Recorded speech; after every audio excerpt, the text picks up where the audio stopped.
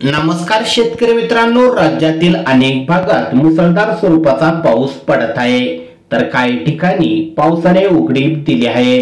मात्र पुढील 24 तासात पुन्हा एकदा राज्यातील अनेक भागात अतिवृष्टीसारखा पाऊस होणार आहे। काही ठिकाणी मुसळधार ते मध्यम स्वरूपाचा पाऊस राहील।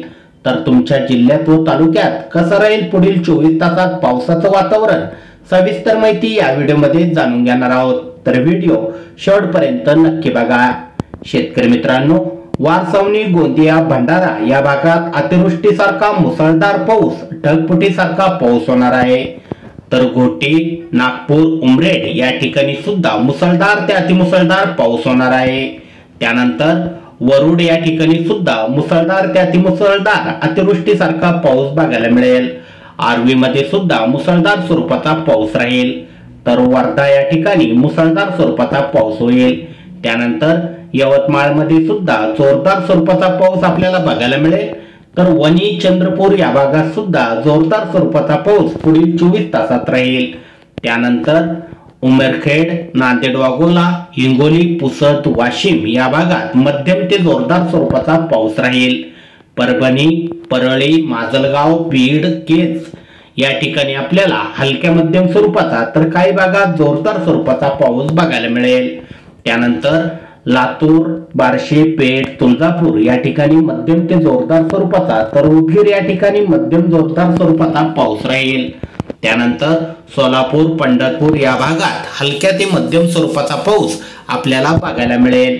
शेतकरी मित्रांनो, सांगली, विटा, वडोद, कराड या भागात मध्यम ते हलक्या स्वरूपाचा पाऊस बघायला मिळेल। कोल्हापूरमध्ये काही ठिकाणी जोरदार स्वरूपाचा तर काही ठिकाणी मध्यम स्वरूपाचा पाऊस राहील।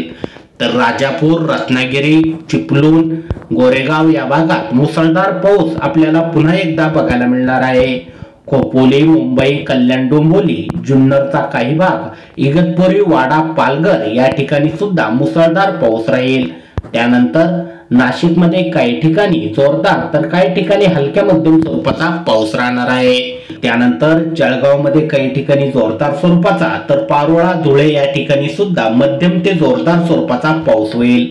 शिरपूर, नंदुरबार, साक्री या ठिकाणी सुद्धा मध्यम ते जोरदार स्वरूपाचा पाऊस अनेक ठिकाणी बघायला मिळेल।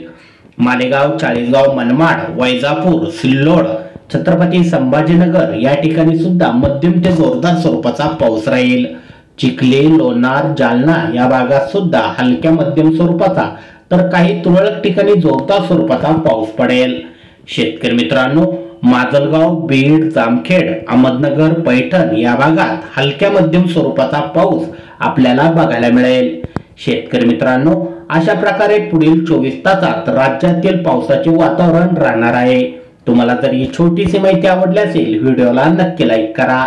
अशा प्रकारच्या हवामान अंदाज बातम्या तुमच्या मोबाईलवर सर्वात अगोदर बघण्यासाठी खाली दिलेले सबस्क्राइब बटन दाबून बेल आयकॉन नक्की दाबा।